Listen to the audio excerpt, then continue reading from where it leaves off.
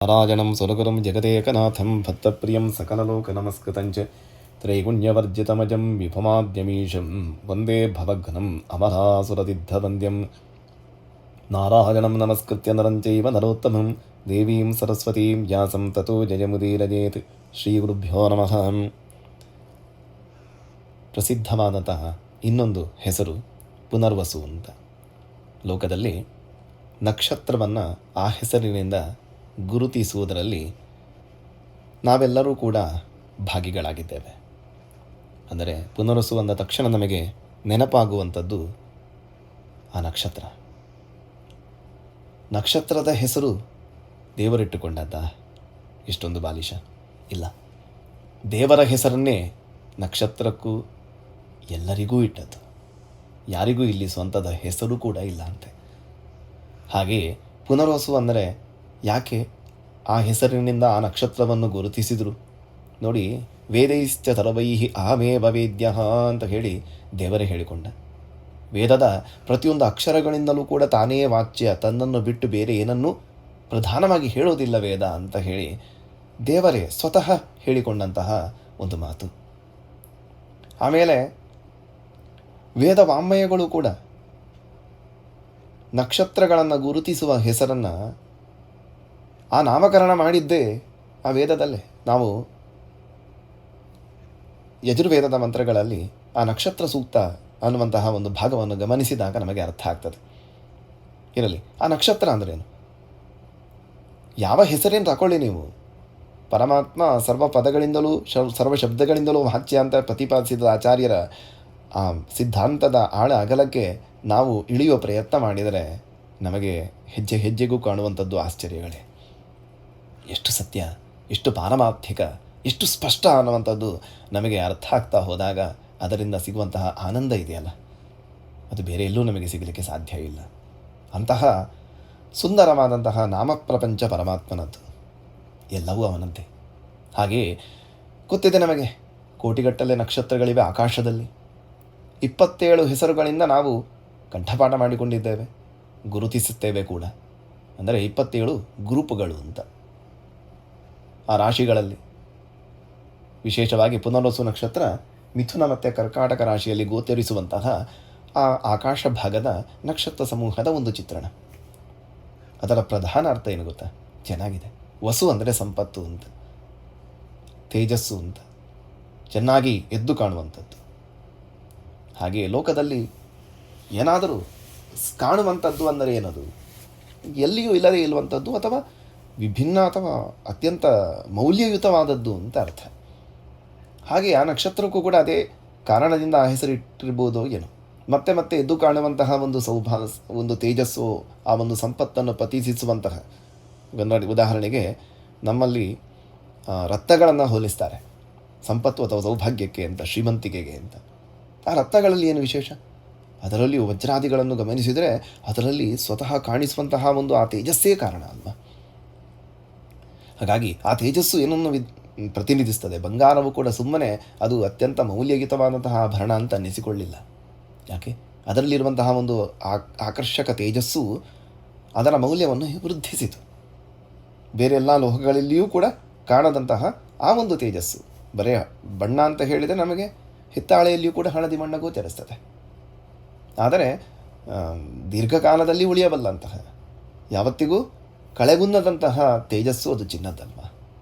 ಹಾಗೆಯೇ ಆ ಸಂಪತ್ತನ್ನು ಪ್ರತಿನಿಧಿಸುವಂತಹ ಆ ಒಂದು ನಕ್ಷತ್ರದ ತೇಜಸ್ಸಿಗೋಸ್ಕರ ಮತ್ತೆ ಮತ್ತೆ ಮತ್ತೆ ಮತ್ತೆ ಬೇರೆ ಬೇರೆ ಆ್ಯಂಗಲಿಂದಲೂ ಕೂಡ ಕಾಣುವಂತಹ ತೇಜಸ್ಸಿನಿಂದಾಗಿ ಆ ನಕ್ಷತ್ರಕ್ಕೆ ಪರಮಾತ್ಮನ ಹೆಸರನ್ನು ಪುನರ್ವಸು ಅಂತ ವೇದವು ಇಟ್ಟಿತು ಅಂತ ಕಾಣ್ತದೆ. ಇರಲಿ, ಈಗ ದೇವರಿಗೆ ಹೇಗೆ ಅದು ಅನ್ವಯ? ಅಷ್ಟೇ, ಮತ್ತೆ ಮತ್ತೆ ನಮ್ಮ ಹೊಟ್ಟೆ ತುಂಬಿಸುವವನು ಅಂತ ಇನ್ನೇನು ಹೇಳೋದು ಅಲ್ವಾ. ನಮಗೆ ಒಂದು ಕ್ಷಣಕ್ಕೆ ಇದು ಸಿಕ್ಕಿದರೆ ಸಾಕು ಅಂತ ಇರ್ತೇವೆ. ಕಷ್ಟದ ಅನುಭವ ಯಾವಾಗ ಆಗ್ತದೆ ಅಂತ ಹೇಳಿದಾಗ ಅಭಾವ ಕಾಲದಲ್ಲಿ ಇರುವಾಗ ಅದರ ಬೆಲೆ ಗೊತ್ತಾಗೋದಿಲ್ಲ. ತಂದೆ ತಾಯಿಗಳಿರುವಾಗ ಮಕ್ಕಳಿಗೆ ಅವರ ಬೆಲೆ ಅರ್ಥ ಆಗೋದಿಲ್ಲ. ಯಾವತ್ತಾದರೂ ಒಂದು ರೀತಿಯಂತಹ ಅವರನ್ನು ಕಳೆದುಕೊಳ್ಳುವಂತಹ ಕಾಲ ಬಂದಾಗ ಅರ್ಥ ಆಗ್ತದೆ. ಹಾಗೆಯೇ ಯಾವಾಗ ಆಹಾರವು ನಿರಂತರ ನಮ್ಮ ಪ್ರವಾಹದ ಉಪಾದಿಯಲ್ಲಿ ನಮ್ಮ ಬಳಿ ಪ್ರಾಪ್ತಿಯಾಗಿರ್ತಾ ಇರ್ತದೋ ಆವಾಗ ಅದರ ಮಹತ್ವ ಬೆಲೆ ನಮಗೆ ಗೊತ್ತಾಗೋದಿಲ್ಲ. ಹಸಿವಾದಾಗ ಆಹಾರದ ಮಹತ್ವ ಅರಿವಾಗ್ತದೆ. ಅದಕ್ಕೋಸ್ಕರವೇ ಏಕಾದಶಿ ಇತ್ಯಾದಿ ವ್ರತಗಳನ್ನು ನಮ್ಮ ಹಿಂದಿನವರು ವಿಧಿಸಿದ್ದಾರೆ. ಆಗಾಗ ನೆನಪಿಸಿಕೊಳ್ಳಿ ಆಹಾರದ ಮಹತ್ವವನ್ನಂತೆ. ನೀರನ್ನೂ ಕುಡಿಯದೆ ನಾವು ನಿರ್ಜಲರಾಗಿ ಇದ್ದಾಗ ಒಂದು ಹನಿಯ ನೀರಿನ ಬೆಲೆ ಏನು ಅಂತ ಗೊತ್ತಾಗ್ತದೆ. ನಿರಂತರ ಪ್ರವಹಿಸುವಂತಹ ಒಂದು ಈ ಪ್ರಾಣವಾಯು ಇದೆಯಲ್ಲ, ಆ ವಾಯುವಿನ ಮೌಲ್ಯ ನಮಗೆ ಯಾವಾಗ ಅರ್ಥ ಆಗ್ತದೆ? ನಮ್ಮ ಶರೀರದ ಮಹತ್ವ ನಮಗೆ ಯಾವಾಗ ತಿಳಿಯುತ್ತದೆ? ಗೊತ್ತಾಗ್ತದೆ ನಮಗೆ. ಕೆಲವೊಂದು ಸಂದರ್ಭದಲ್ಲಿ ನಮ್ಮ ದೇಹದಲ್ಲಿ ಆಕ್ಸಿಜನ್ ಕಡಿಮೆ ಆದಾಗ ಅನುಭವಿಸುವಂತಹ ಸಂಕಟಗಳಿದೆಯಲ್ಲ, ಹಾಗೆಯೇ ನಮ್ಮ ಶ್ವಾಸ ಕೋಶದಲ್ಲಿ ಏನಾದರೂ ದೋಷಗಳು ಕಂಡು ಬಂದಾಗ ಉಸಿರಾಡಲಿಕ್ಕೆ ಒದ್ದಾಡುವವರನ್ನು ನಾವು ಗಮನಿಸುವಾಗ, ಜೋರಾಗಿ ಶೀತ ಇತ್ಯಾದಿಗಳು ಬಾಧಿಸಿ ಕಫ ತುಂಬಿದಾಗ ನಮಗೂ ಕೂಡ ಉಸಿರಾಡೋಕ್ಕೆ ಕಷ್ಟ ಆದಾಗ, ಯಾವುದೋ ಒಂದು ಜಾಗಕ್ಕೆ ಹೋಗಿ ಆಳದ ಬಾವಿಗೂ ಎತ್ತರದ ಬೆಟ್ಟಕ್ಕೂ ಎಲ್ಲೋ ಒಂದು ಕಡೆ ನಾವು ಸಿಕ್ಕಿಬಿದ್ದಾಗ ಅಲ್ಲಿ ಸರಿಯಾದಂತಹ ವಾಯು ಪ್ರವಾಹ ಇಲ್ಲದೆ ಇದ್ದಾಗ ಅಥವಾ ಮಾಲಿನ್ಯ ಇದ್ದಾಗ ಶುದ್ಧ ವಾಯುವಿನ ಮಹತ್ವ ಏನು ಅಂತ ನಮಗೆ ಅರ್ಥ ಆಗ್ತದೆ. ಆದರೆ ಕ್ಷಣಕ್ಕೂ ಕೂಡ ಉಸಿರನ್ನು ಎಳೆದುಕೊಂಡು ಪ್ರಾಣವಾಯುವನ್ನು ಸ್ವೀಕರಿಸಿಕೊಂಡು ನಾವು ಬದುಕ್ತಾ ಇದ್ದೇವಲ್ಲ, ಅದರ ಮುಖೇನ ನಮ್ಮ ಜೀವನದ ಎಲ್ಲ ಯಂತ್ರಗಳು ಕೂಡ ನಡೀತಾ ಇದೆಯಲ್ಲ, ಅದನ್ನು ಮತ್ತೆ ಮತ್ತೆ ತುಂಬಿಸುವವನು ಯಾರು? ಪಂಪ್ ಮಾಡುವವನು ಯಾರು? ಹಾರ್ಮೋನಿಯಂ ಇದ್ದ ಹಾಗೆ ಅದರಲ್ಲಿ ಮತ್ತೆ ಮತ್ತೆ ಗಾಳಿಯನ್ನು ತುಂಬಿಸ್ತಾ ಇರಬೇಕು. ಆಮೇಲೆ ನೀವು ಎಷ್ಟು ಸ್ವಿಚ್ಚನ್ನು ಒತ್ತಿದ್ರೂ ಕೂಡ ಶಬ್ದ ಬರೋದಿಲ್ಲ. ಇನ್ನೊಂದು ಕೈಯಿಂದ ಅದಕ್ಕೆ ನೀರಿನ ಅಥವಾ ಇದರ ಗಾಳಿಯ ಒಂದು ಪ್ರವೇಶ ಆಗ್ತಾನೇ ಇರಬೇಕಲ್ಲ, ಒಳಗೆ ಅದನ್ನು ತುಂಬುತ್ತಾನೇ ಇರಬೇಕಲ್ಲ. ಹಾಗೆಯೇ ನಮ್ಮ ಶರೀರವನ್ನು ಹಾರ್ಮೋನಿಯಂ ಅಂತ ನಾವು ಭಾವಿಸಬಹುದು. ಅದರಲ್ಲಿ ನಾವು ಎಷ್ಟು ಒಂದು ಕೈಯಿಂದ ನಮ್ಮ ಪ್ರಯತ್ನವನ್ನು ಮಾಡಿ ಅದರ ಉಪಯೋಗವನ್ನು, ಅದರಿಂದ ಸ್ವರವನ್ನು ಭರಿಸುವ ಎಷ್ಟು ನಮ್ಮ ಎಫರ್ಟ್ಗಳಿದ್ದರೂ ಕೂಡ ಅದನ್ನು ಗಾಳಿ ತುಂಬುವಂತಹ ಇನ್ನೊಂದು ಕೈ ಅದು ದೇವರೇ, ನಮ್ಮಿಂದ ಸಾಧ್ಯವ. ಹಾಗಾಗಿ ಕ್ಷಣಕ್ಕೂ ಕೂಡ ನಮಗೆ ಬೇಕಾದಂತಹ ಅತ್ಯಂತ ಅಮೂಲ್ಯವಾದಂತಹ ಪ್ರಾಣವಾಯುವನ್ನು, ಆಹಾರವನ್ನು, ನೀರನ್ನು ಎಲ್ಲವನ್ನು ಕೊಟ್ಟು ಕಾಪಾಡುವಂತಹ ಪರಮಾತ್ಮ, ಅವನನ್ನು ಪುನರ್ವಸು ಅಂತ ಕರೆಯದೆ ಮತ್ತೆ ಯಾರನ್ನು ಕರೆಯೋದು? ವಸು ಅಂದರೆ ಸಂಪತ್ತು. ಅದನ್ನು ಪುನಃ ಪುನಃ ಮತ್ತೆ ಮತ್ತೆ ನಮಗೆ ದೊರಕುವ ಹಾಗೆ ಹಾಡು ಮಾಡುವವನು ದೇವರೇ ಅಲ್ವ. ನಮಗೆ ಬೇಕು ಅಂತ ಅನ್ನಿಸ್ತದೆ, ಹಸಿವಾಗೇ ಆಗ್ತದೆ. ಎಲ್ಲವೂ ಕೂಡ ನಮಗೆ ಹಾಗೆ ಒಂದು ಸಲ ಸಿಕ್ಕಿದರೆ ನಮಗೆ ಸಂಪೂರ್ಣ ತೃಪ್ತಿ ಆಗೋದಿಲ್ಲ. ಮತ್ತೆ ಮತ್ತೆ ಬೇಕು ಅಂತ ಒಂದು ಸಲ ರುಚಿಯನ್ನು ಕಂಡಾಗ ಮತ್ತೆ ನಮಗೆ ಅದು ಬೇಕು ಅಂತ ಅನ್ನಿಸ್ತದೆ. ಅದರ ಹಿಂದೆಯೇ ಓಡ್ತಾ ಇರ್ತೇವೆ. ಅದೇ ನಮ್ಮನ್ನು ಈ ಪ್ರಪಂಚದಲ್ಲಿ ನಿರಂತರ ಆ್ಯಕ್ಟಿವ್ ಆಗಿ ಇರುವ ಹಾಗೆ ಮಾಡಿಬಿಟ್ಟಿದೆ ನೋಡಿ. ಆದರೆ ಅದು ಸಿಗದೇ ಇದ್ದರೆ ಈ ಸಂಸಾರದಲ್ಲಿ ಏನು ಸ್ವಾರಸ್ಯ, ಏನಿದೆ ಮಹತ್ವ? ಹಾಗಾಗಿ ಒಮ್ಮೆ ಬೇಕು ಅಂತ ಅನ್ನಿಸಿದ್ದು ಸಿಕ್ಕಿದಾಗ ಒಂದು ಕ್ಷಣಕ್ಕೆ ತೃಪ್ತಿ ಕೊಟ್ಟಿತು, ಮತ್ತೆ ಮರೆತು ಹೋಯಿತು. ಆಮೇಲೆ ಇವತ್ತು ಊಟ ಮಾಡಿದೆವಾ, ಮುಗಿಯಿತು, ನಾಳೆಗೆ ಮತ್ತೆ ಬೇಕು ನಮಗೆ. ಹಾಗೆ ಆ ರುಚಿ ಕೆಲವು ಕಾಲ ನೆನಪಿರುತ್ತದೆ, ಮತ್ತೆ ಮತ್ತೆ ಹೊಸ ಹೊಸ ರುಚಿಗಳನ್ನು ನಮಗೆ ಅನುಭವಿಸುವ ಹಾಗೆ ಮಾಡುವಂತಹ ಭಗವಂತ ಬಾಯಿ ರುಚಿ ಕೊಟ್ಟಿದ್ದಾನೆ, ಆರೋಗ್ಯ ಕೊಟ್ಟಿದ್ದಾನೆ, ಜೀರ್ಣಿಸುವಂತಹ ಶಕ್ತಿ ಕೊಟ್ಟಿದ್ದಾನೆ, ತನ್ಮುಖೇನ ದೇಹದ ಸೌಷ್ಠವವನ್ನು ಕೂಡ ಕರುಣಿಸಿದ್ದಾನೆ. ಈ ರೀತಿಯಾಗಿ ಒಂದರ ನಂತರ ಒಂದು ಸಂಪತ್ತಿನ ಸುರಿಮಳೆಯನ್ನೇ ನಮ್ಮ ಮೇಲೆ ಸುರಿಸಿದಂತಹ ಪರಮಾತ್ಮ ಅವನ ಪುನರ್ವಸು ಅಂತ.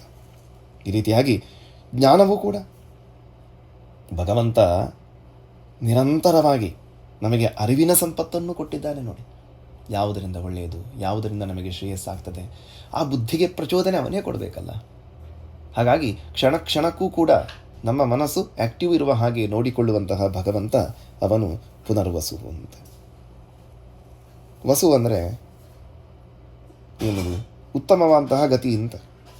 ಸಂಪತ್ತು, ಜ್ಞಾನ ಇತ್ಯಾದಿಗಳಿದ್ದ ಹಾಗೆ ನಮಗೆ ಈ ಲೋಕದಿಂದ ಮತ್ತೆ ಸ್ವರ್ಗಲೋಕಾದಿಗಳಿಗೆ, ಅಂದರೆ ಒಂದು ಜನ್ಮದಲ್ಲಿ ನಮ್ಮ ಸಾಧನೆ ಪೂರ್ಣ ಆಗುವುದಿಲ್ಲ ಅಂತೆ. ಎಷ್ಟೋ ಜನ್ಮಗಳನ್ನು ದಾಟಿ ಬರಬೇಕು. ಬಹುನಾಂ ಜನ್ಮನಾಂ ಅಂತೆ, ಎಷ್ಟೋ ಜನ್ಮಗಳನ್ನು ದಾಟಿ ಬರಲೇಬೇಕು. ತನ್ಮಧ್ಯದಲ್ಲಿ ಯಾವ ಅವಸ್ಥೆಗಳನ್ನು, ಈಗ ನೋಡಿ, ನಮ್ಮ ಈ ಜೀವನದ ಪ್ರಯಾಣವನ್ನೇ ಗಮನಿಸೋಣ. ಒಂದು ಹಂತಕ್ಕೆ ನಾವು ಬಂದು ಸೆಟಲ್ ಆಗಬೇಕು ಅಂತ ನಾವು ಭಾವಿಸಿದರೂ ಕೂಡ ನಮ್ಮ ಹಿಂದಿನ ಒಂದು ಸಂಪೂರ್ಣ ಪ್ರಯಾಣದ ಚಿತ್ರಣವನ್ನು ಮನಸ್ಸಿಗೆ ತಂದುಕೊಂಡಾಗ ಯಾವ ಕಡೆಗಳಲ್ಲಿ ಎಂತೆಂತಹ ಒಂದು ಅನುಕೂಲಗಳನ್ನು ದೇವರು ಒದಗಿಸಿಕೊಟ್ಟಿದ್ದಾನೆ, ಯಾವ ಸ್ಟೇಷನ್ಗಳನ್ನು ದಾಟಿ ಬಂದು ನಮ್ಮ ಫೈನಲ್ ಡೆಸ್ಟಿನೇಷನ್ನನ್ನು ನಾವು ಇವತ್ತು ರೀಚ್ ಆಗಿದ್ದೇವೆ ನೋಡಿ. ಅದೆಲ್ಲವೂ ಕೂಡ ಭಗವಂತ ಕೊಟ್ಟ ಸಂಪತ್ತಲ್ವ. ಮತ್ತೆ ಕರುಣಿಸಿದ್ದಾನೆ ನೋಡಿ. ಹೆಜ್ಜೆಗೂ ಕೂಡ ನಮಗೆ ರಕ್ಷಣೆಯನ್ನು ಕೊಟ್ಟಿದ್ದಾನೆ, ನಮ್ಮನ್ನು ಕಾಪಾಡ್ತಾ ಬಂದಿದ್ದಾನೆ. ಹಾಗಾಗಿ ನಮಗೆ ನಿರಂತರವಾಗಿ ಸಂಪತ್ತನ್ನು ಕರುಣಿಸುವಂತಹ ಆ ಭಗವಂತನ ಕರುಣೆಯನ್ನು ಗುರುತಿಸುವಂತಹ ಹೆಸರೇ ಪುನರ್ವಸು ಅಂತ ಹೇಳಿ. ದೇವರನ್ನು ಪುನರ್ವಸು ಅಂತ ಹೇಳಿ ದೇವತೆಗಳು ಕೂಡ ಗುಣಗಾನ ಮಾಡ್ತಾರಂತೆ. ಯಾಕೆ? ನಿರಂತರವಾಗಿ ನಮಗೆ ಸಂಪತ್ತು ಕೊಡುವವನು ಅವನೇ ಅಂತ ಹೇಳಿ ಅವರಿಗೂ ಅದು ಮನದಟ್ಟಾಗಿದೆ. ಯಾಕೆ? ನಮಗಿಂತ ನೇರವಾಗಿ ಸ್ಪಷ್ಟವಾಗಿ ಪರಮಾತ್ಮನ ನೋಡುವಂತಹ ಆ ಸಾಮರ್ಥ್ಯ ದೇವತೆಗಳಿಗಿದೆ, ನಮಗಿಲ್ಲ. ನಮಗೆ ಅಜ್ಞಾನದ ಆವರಣ ಇದೆ. ಯಾಕೆ? ಕೆಲವೊಮ್ಮೆ ನಮಗೆ ನಮ್ಮ ಅಹಂಕಾರ ಕಳೆದು ಒಮ್ಮೆ ಒಂದು ಕ್ಷಣಕ್ಕೆ ಅಯ್ಯೋ ನಾನೇನೂ ಅಲ್ಲ, ದೇವರು ನಮ್ಮನ್ನು ಕಾಪಾಡಿದ ಅನ್ನುವಂತಹ ಅನುಭವ ಆಗಿಯೇ ಆಗ್ತದೆ. ಅದಕ್ಕೆ ಅವನನ್ನು ಪುನರ್ವಸು ಅಂತ ಕರೆಯೋದು. ಯಾಕೆ ಗೊತ್ತಾ? ಮತ್ತೆ ಮತ್ತೆ ಅವನನ್ನು ಆಚ್ಛಾದಿಸಿಕೊಳ್ಳುವವನು, ತನ್ನ ಮುಸುಕನ್ನು ಮತ್ತೆ ಮುಚ್ಚಿಕೊಳ್ಳುವವನು. ಒಮ್ಮೊಮ್ಮೆ ನಮಗೆ ಬೆಳಕಿನ ಮುಖಾಂತರ ಅಥವಾ ಬೆಳಕಿನ ಹಾಗೆಯೇ ಗೋಚರಿಸುವವನು. ಅನುಭವಕ್ಕೆ ಬಂದು ಏನೋ ಒಂದು ಜ್ಞಾನದ ಸ್ಫುರಣೆಯನ್ನು ಕೊಟ್ಟು ಅಯ್ಯೋ ನನ್ನ ಕೈಯಲ್ಲೂ ಏನೂ ಇಲ್ಲ, ಪರಮಾತ್ಮನ ಅಸ್ತಿತ್ವದ ಅನುಭವವನ್ನು ನಾನು ಅನುಭವಿಸಿದೆ ಅನ್ನುವಂತಹ ಆ ಒಂದು ಭಾವವನ್ನು ಸೃಷ್ಟಿ ಮಾಡುವವನು. ಆ ಕ್ಷಣಕ್ಕೆ ಕಂಡು ಮತ್ತೆ ಮರೆಯಾದವನು ಅವನು ಪುನರ್ವಸು ಅಂತ ಹೇಳಿ. ತನ್ನ ಸ್ಮರಣೆಯನ್ನು ಮಾಡಿದವರಿಗೆ ಜ್ಞಾನರೂಪನಾಗಿ ಯಾವಂದರೆ ಯಾವ ಕ್ಷಣದಲ್ಲಿ ನಮಗೆ ಎಂತಹ ಒಂದು ಐಡಿಯಾಗಳನ್ನು, ಎಂತಹ ಒಂದು ವಿಶಿಷ್ಟವಾದಂತಹ ಒಂದು ಬುದ್ಧಿಯನ್ನು ಕೊಟ್ಟು ಧೀಶಕ್ತಿಯನ್ನು ಕೊಟ್ಟು ನಮ್ಮನ್ನು ಕಾಪಾಡ್ತಾನೆ ನಮಗೆ ಗೊತ್ತಾಗೋದಿಲ್ಲ. ನಮ್ಮ ಬುದ್ಧಿವಂತಿಕೆ ಅಂತ ನಾವು ಹೇಳಿಕೊಳ್ಳಿಕ್ಕೆ ನಮ್ಮ ಸ್ವಂತದ್ದೇನಿದೆ ಅಲ್ಲಿ? ಸ್ಫುರಣೆ ಆಗಬೇಕಲ್ಲ ಮನಸ್ಸಿಗೆ. ಹಾಗಾಗಿ ಮತ್ತೆ ಮತ್ತೆ ಮತ್ತೆ ಮತ್ತೆ ಒಂದು ಕ್ಷಣಕ್ಕೆ ನಮ್ಮನ್ನು ಕಾಪಾಡಿದರೆ ಸಾಕ, ನಾಳೆ ಇನ್ನೇನು ಆಪತ್ತು ಬರುತ್ತದೆ ಅಂತ ನಮಗೆ ಗೊತ್ತಿಲ್ಲ. ಹಾಗಾಗಿ ನಿರಂತರ ಬೇಕು ನಮಗೆ ಅವನ ಅನುಗ್ರಹ. ಪುನಃ ಪುನಃ ಅವನನ್ನು ನಾವು ಸ್ಮರಿಸಿಕೊಳ್ಳಬೇಕು, ಅವನು ನಮ್ಮನ್ನು ಕಾಪಾಡ್ತಲೇ ಇರಬೇಕು ಅಂತ. ಅದಕ್ಕೆ ಮಹಾಭಾರತದಲ್ಲಿ ಒಂದು ಕಡೆ ಕೃಷ್ಣನನ್ನು ಧರ್ಮರಾಜ ಸ್ತೋತ್ರ ಮಾಡ್ತಾನೆ. ಏನು ಅಂತ? ಶಿಖಂಡಿ ನಖುಶೋಪಭೃಗು ದಿವಸ್ಪತ್ವಂ ಪುನರ್ವಸು, ನೀನೇ ಪುನರ್ವಸು ಅಂತ ಕರೀತಾನೆ. ಯಾಕೆ? ನಮಗೆ ಕಷ್ಟಗಳು ಬರುವುದು ತಪ್ಪುವುದಿಲ್ಲ, ಮತ್ತೆ ಮತ್ತೆ ಅನುಗ್ರಹವನ್ನು ನೀನು ಮಾಡ್ತಾನೇ ಇರಬೇಕಾಗ್ತದೆ. ಹಾಗೇ ಮಾಡಿಕೊಂಡು ಬಂದಂತಹ, ಅನುಗ್ರಹ ಮಾಡಿದಂತಹ ಪರಮಾತ್ಮ ನೀನು ಪುನರ್ವಸು. ಕೃಷ್ಣ ನಿನಗೆ ನಮೋ ನಮಃ, ಕಾಪಾಡು ಅಂತ ಹೇಳಿ ಯುಧಿಷ್ಠಿರನೂ ಬೇಡಿಕೊಂಡಂತಹ ಆ ಪುಣ್ಯನಾಮ ಪರಮಾತ್ಮನದ್ದು ಪುನರ್ವಸು. ಕೃಷ್ಣಾರ್ಪಣಂ.